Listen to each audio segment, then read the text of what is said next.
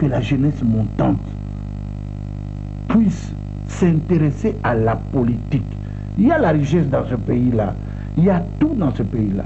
Tant que les Aïrois jeunes, qui aujourd'hui a 19 ans, 20 ans, 30 ans, ne veulent pas s'intéresser, un beau jour, il y a des gens d'à côté qui iront prendre ce pays-là et ils se mettront à genoux pour commander leur propre richesse. J'appelle à toute la jeunesse de prendre conscience qu'ils doivent faire la politique. Bonjour, bonjour, bonjour, bonjour, mes chers compatriotes. Il y a une urgence. Ici, c'est la voix de Kivu, la voix de Sans-Voix, toujours au service du peuple. Nous avons moi problème à grippe, ngongo, mais na moni ya kupesa bino information aux très nécessaire pour la kisaba congolais baye bake na ndenge bato bazo kufete ba groupe ba armée mususu ya kati ya mboka pembeni na biso awa bazo kobunda na kati ya mboka na biso. Lelo tozali le mokolo ya le 2 janvier 2022 toza na kati ya province ya Sud et Nord Kivu, précisément dans les hauts et moyens plateaux. Mes chers frères, toza na kati ya mboka na biso, na kati ya Congo na biso, na est ya mboka. Na lingina ya koyebisa bino ki bolobaki Uganda koti, bolobaki Rwanda koti, kotoyo Burundi abandi koya kubunda na kati ya mboka na biso. Burundi alakotaki toyisaki bino ke le Burundi akotaki basoda na ye même sans aval ya Congo. Et basoda na ya Burundi kokota epesi même Tanzanie intention ya kolobaki bango pe balinga kotisa. Présidente na bango Mama Samia Suluhu Hassan alobaki yango na kati ya réunion kuna na Dar es Salaam na Dodoma que il faut basala tout bakota pe na kati ya Congo parce que ba voisin pe bazo kokota. Mais eloko zo la te. Lelo oyo le 2 janvier 2022 depuis 14h dimanche à lelo ba Burundi donc armée gouvernementale ya Burundi et bondi na barebe na bango o bazo kubenga rede tabarnakati ya mboka na biso sans l'aval de la FARDC. Le FARDC dans l'information OUT. Mes chers frères, mes chères sœurs congolaises et congolaises, boye bake bitombango elekaki na kati ya mboka ya na kati ya village ya Gashengo, Nyamarongwe, Rukoka, eza na kati ya région Rurambo, Kaololo, dans le groupement de Kigoma, chefferie de Bafuliru, territoire d'Uvira. Boye bi bientôt kiela kibino ba image ndenge ba Burundi banda kokota barete tabarana banani, même les sociétés civiles ba alertaki déjà que non, il y a des Burundais bazo kokota, mais Patrick Muyaya aboyaki yango na Kinshasa. L'histoire se répète toujours. Lelo par groupe armée étrangère na ba armée mususu ils kokota mais okoyoka jamais balobi yango na radio télévision nationale. Biso tozo ko dénoncer population zo ko dénoncer na les réseaux sociaux, mais radio nationale ils ataka ko publier ba piodi na ba nini bisusu na ba komboka ka ba. Et là eloko moko ya soni nga jamais depuis na botama na tambola mboke belé awa na Afrique. Jamais na monaka bazo ko sala ba publicité ba piodi na ba fufu. Baninga bazo sala ba publicité ya ba train na biloko mususu oya sika, mais biso nanu toza na kati ya niveau ko sala publicité ya ba piodi. Vraiment il y a un ami oyo aza congolais te tango atalaki yango akomelinga na WhatsApp abisinga ndeko mboka na bino sikoyo bakonza na bino est-ce que azaka na mituto na mitute manger c'est un droit, ceux qui commis chef il faut yeba bato akolela nini. Dans tous les pays bato bakotisa ba gouvernement kotisaka basoso ba Thomson, mais jamais comment on a ça lango publicité net ndenge komi na Congo. Est-ce que c'est à cause de Thomson de bato kofote bino?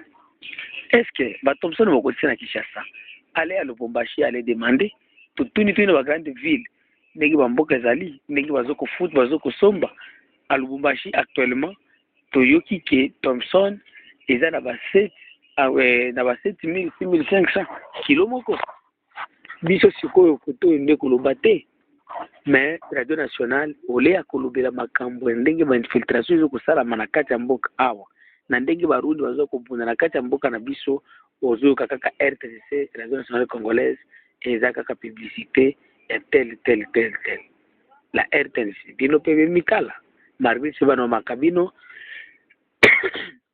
mais il faut bozongisa nano valeur na bino bato ebele balandaka lisu RTNC te ebele balandaka lisu RTNC te pourtant RTNC esalama mpo na biso banso mpo bantu banda RTNC. Donc mes chers frères, mes chères sœurs, boyebake baburunde babandi koya kobunda na kati ya mboka na biso mais silence radio ya Kinshasa. Nous remercions aussi tant que banda koyebisa bino ki il n'y a pas un soi-disant groupe autodéfense turwaneo. C'est une rébellion qui se forme dans les hauts plateaux pour déstabiliser la République démocratique du Congo, Pebele Baboye Labiso.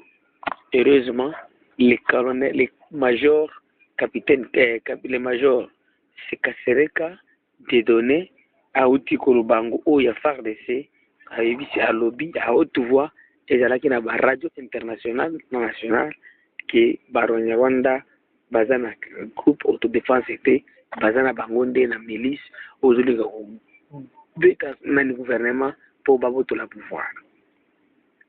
Jamais bandeko soki na ebisa bino eloko oyo soki bomona ka bana bino batoni na bangombo wa mai awa bakota po na défense ya mboka so na komona to kufi ebele siko bakosala nini tika ba se organiser pour na kotala comment bakolibere mboka na biso et ils ont notre soutien.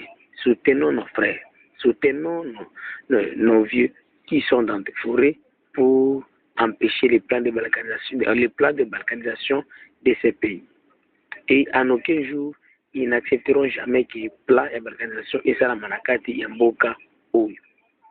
Bila ya bitumba oyo Burundi babondi lelo na kati ya mboka na biso nde nano la voix de Kivu toza na ngote mais tokopesa bino bila na ba émission na biso oyo izoya bino moko boyebi chaîne na bino ya confiance la voix de Kivu, la voix de sans voix, tokendaka toujours kurikela bino basango. À bientôt, tokoyela bino basango nini oyo elekaki na kati ya place oyo bakundaki Kaoloholo, eza na kati ya groupement ya Kigoma dans le territoire d'Uvira à l'est de la République démocratique du Congo. Donc bandeko tosala tout tobundela mabele na biso. Lito toza na kati bandeko ba congolais ezalite moto moko te mais ezalite ya biso nyonso tosanga neti liboke moko tosala liboke moko po to défendre mboka na biso rien que la patrie rien que la RDC que nous avons aujourd'hui ceux qui ozoko mona ngo pamba yebaki ba biso tozoko respecter mboka na biso ezaki abino la voix de Kivu, la voix de sans voix ceux qui ont contacté biso et plus de 43 85 88 08 330. Merci ceux qui ont comme la biso la email et la voix de Kivu 45@gmail.com. Que la jeunesse montante puisse s'intéresser à la politique. Il y a la richesse dans ce pays-là, il y a tout dans ce pays-là. Tant que les Aïvois jeunes qui aujourd'hui a 19 ans, 20 ans, 30 ans ne veut pas s'intéresser, un beau jour, il y a des gens d'à côté qui iront prendre ce pays-là et ils se mettront à genoux pour commander leur propre richesse. J'appelle à toute la jeunesse de prendre conscience qu'ils doivent faire la politique. La République démocratique du Congo. Seigneur, bénisse ce pays. Donne-lui la paix. Les Congolais ne sont pas en sécurité. Seigneur, nous implorons ton intervention. Que les démons qui se sont emparés de l'Est de la République démocratique du Congo soient chassés. Que sa population ait la paix. Elle en a besoin. Nous prions également pour les pays de la communauté est-africaine. Nous formons une famille. Que nos pays soient en bon terme. Que nos peuples comprennent que nous sommes dans... Pour défier le monde entier, surtout les Occidentaux, qui ne veulent pas que nos deux pays s'entendent. We came here to challenge the whole world, especially the Western world, who don't want us to speak and work together. We are here to tell them that we are one and that we never want conflicts among us. I'd like to thank His Excellency President Paul Kagame for welcoming us, but especially for this idea of uniting the security institutions between two countries and strengthening our cooperation. This reinforces the important relationship that will make no one think of harming each other, because we are well aware that we share a lot in common.